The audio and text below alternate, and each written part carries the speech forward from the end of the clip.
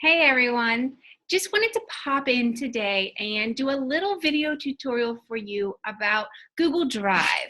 Google Drive would be anything like including Google Docs, Google Sheets, Google Forms. These are all very helpful tools for you in your business, whether it's for using a Google Sheet to track your customers or Google Docs to prepare posts for a challenge group you have coming up, or a Google form to send to people maybe as an enrollment form before they join your free or paid challenge group. So the cool thing about Google Drive is it is basically just like an online storage system for you to store files. So rather than saving something locally, like to the desktop on your computer, and then you go to another computer and you can't access those files because they're saved on your other computer, Google Drive is basically like you can access it anywhere. It's just like email. So if you have a Gmail email address, then you have Google Drive. You have access to Google Drive. And all you do is just go to drive.google.com and you can access your drive, your personal drive. And then the cool thing is that when you go to any other computer, all you do is type in drive.google.com and you can get right back to your Google Drive that has everything on it for you. So let me go ahead and just share my screen and show you a little bit about how to navigate Google Drive. So you'll see that I already have it pulled up here, just drive.google.com. And this is my stuff. It's not the most organized thing in the world, but I have stuff on here. So I'm just gonna pop into the team page real quick here. I do need to update that name now. But you can see that I have different folders in here where I am trying to keep things organized. So for example, let's pop in my January Clean Eating folder. You'll see that this is where I store all of the documents that I have prepared for my January Clean Eating group. My recipes, my breakfast recipes and dinner, my posts, like this is my, all the posts that I'm going to put up in the group. I pre-write them ahead of time so that all I have to do is pretty much copy and paste them into Hootsuite and then they're posted and ready to go. But let me show you a little bit about how you can use the different things. I'll just stay within this folder since it's kind of clean. But right up here under New, you can do a couple things. First of all, you can upload a file. Like if you have a file saved just in a folder on your computer and you want to bring it into Google Drive so that you have it all the time, just click File Upload. And it's going to tell you, it's going to ask you to find, I don't really have any documents saved on here. It's going to ask you to find the document and you select it and just click Open, and it's going to put it right in here in your Google Drive for you. So then you're going to have access to it everywhere. So this is really cool for things that you might, like I said, you have saved on your computer, on your desktop, or somewhere, and you want to be able to access them anytime from anywhere. Just open them into your Google Drive and have them saved here as well. So basically everything, all the functionalities here in Google Drive work just like Microsoft. So if you're familiar with Word, Excel, PowerPoint, you're gonna be just fine. So let's create a new Google Doc. This is basically Word. So all you do is you come up here, I'll just let it load for a second here. Come up here and you would give your document a title. It's gonna work here. And then it works just like Word. Except the cool thing is you don't have to sit here and save it, because watch, right here where it says all changes saved in Drive, as I start typing, it is saving what I am doing. And now watch, all changes saved. So literally, if I just do nothing but X out of that, I go back to my folder, and here is my doc that I just created, and everything I typed so far is in there. So it's really cool. You don't have to do like file, save. It saves it automatically for you. Really, really great in case like your computer ever powers down or anything happens. Everything that you have been working on is already backed up and saved in Google Drive. So basically the thing I use Google Docs mostly for, like I said, is preparing challenge group posts. So I type them up and pre-plan them ahead of time and get a nice schedule going. I'll show you an example of, here's a doc that I have. It's my posts, the 5 days worth of posts that are going to be going up in my clean eating challenge that I have coming up. So I just organize them for myself with the date and when they're going to be going off. You can see that it's all broken down. Friday before the challenge, this is my morning post. And if I keep going down, here's day 1, 5 a.m. they're getting their workout, 6 a.m., 30 a.m. they're getting their motivation. So things like that I use, and I keep them in a folder called January Clean Eating, or in reference to whatever the group is, right? So Google Doc, pretty self-explanatory. Google Sheets, as you can imagine, if you know how to use Excel, you're going to be just fine at using Google Sheets. It is basically Google's version of Excel. So as it is loading up here, I will just show you, you can actually probably see this already, that it is formatted the same as Excel.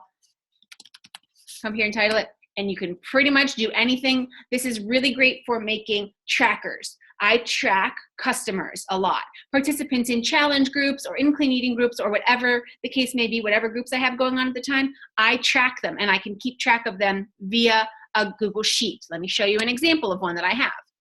My January, here's all the participants that are in my January clean eating group. So I just have it set up as a basic sheet here where I'm going to be keeping track of things like, are they checking in? Have they sent me their before photos and stats? Have they filled out my form to get into my group? Things like that. And now the cool thing is I was just working on this a few hours ago at work. And all I did was just X out of it when I was done. And here I am at home now. And I'm accessing all of my latest changes to my Google Sheet.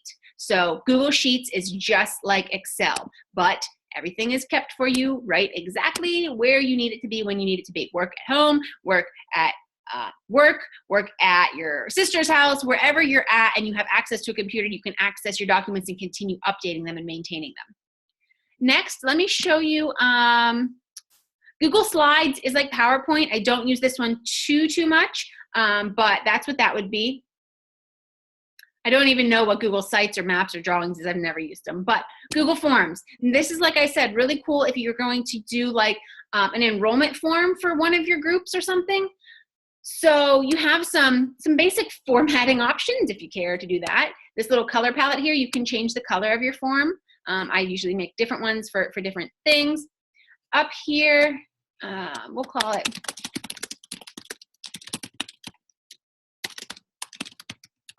it's the enrollment form.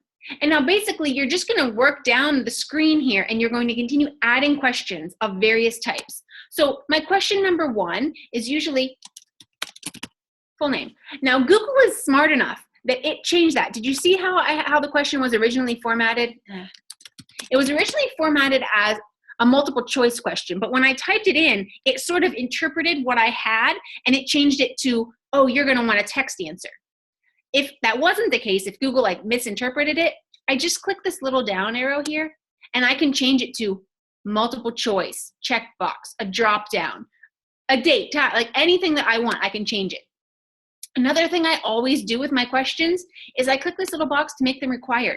I don't want somebody to be able to fill out my form and submit it with no information on it. So I make sure that they're going to have to answer every question. You all know how that works. If you've ever filled out a form online and you go to submit it and then it gives you a little error message saying that you didn't complete one of the required fields and it points you back to it, that's what I like to do and ensure that all my questions on the form, I wouldn't be putting the question on my form if I didn't want it answered. So I make all of mine required. So then basically all you're going to do is click the plus sign and you're going to continue adding questions. And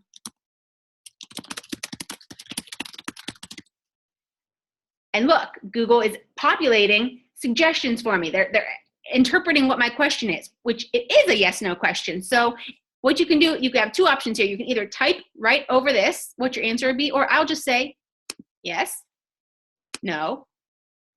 And there you go. They populate right in there for you. Make it required, add another question.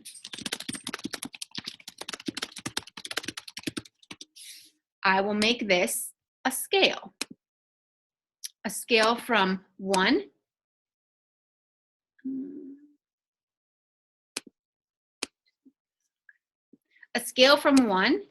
to 10, and 1 being very poor and 10 being excellent. It is required. Next question. See, you can see how it just popped up as a linear scale. Email address. Google will figure out, yep, that's a short answer. Make that required. You can see, you guys, I don't need to sit here and go through all of them, but I will show you what happens. What you do whenever you're finished with your form, I mean, it's all saved already. Google has already saved my form. So if I just click out of it and go open it up again, you'll see that it has all of my information already here. But if you want to send this form actually to people to fill out, under this send, You're gonna have all kinds of things. You can email it to somebody, but I usually just click this little paperclip button to get the link. And I copy the link, and then I'll send it via Facebook message, or, that's usually how I'm talking to people, so that's what I'll send it. And then they're gonna go ahead and get the enrollment form and fill it out. Now what happens when they fill it out, see, this is actually the one that I am using for my challenge group right now, my free clean eating group. The responses are gonna come in like this. So you can view your form and you can view all the questions you have, but if you wanna see responses that have come in, now you don't get notified by email or anything when someone fills out your form, you just kinda have to keep an eye on it and see what's going on. Here's all the questions that I had on my form, and here's everyone that filled it out. Now you have two ways of viewing it. This is just the summary of responses. This is the question first question I asked was full name, and this is everyone who filled out the full name. Then my next question was email address. Well, here's all of their email addresses. What are your nutrition goals? Here's all of their goals. How would you rate your nutrition? You can see that this is the scale of where they're rating their nutrition. Are you currently working with a coach? Yes or no? So all these things like this. Now, if you click the, go back up top and click the individual, now you don't have to sit here and think about pairing them up. You can see this is Stacy's and this is her email address. These are her goals. This is how she rates her nutrition. This is if she's working with a coach. And then you go to the next one. This is Christina. This is her email address. So you see how you can kind of get two different views on that summary of all of the question responses or the individual one by one. And then this is basically just what I use to kind of just make sure that, people are taking that first step towards getting into my group, towards committing to being in my group, and all the changes are saved right here in my Google Drive. So I think that's pretty much the gist of the summary I wanted to give you guys and show you as far as using Google Drive. It is very, very convenient. Oh, hold on. I lied. And I apologize for the train that's about to come. You can share things in Google Drive. You can share documents, folders, anything and everything you can share with other people. So let me show you, for example,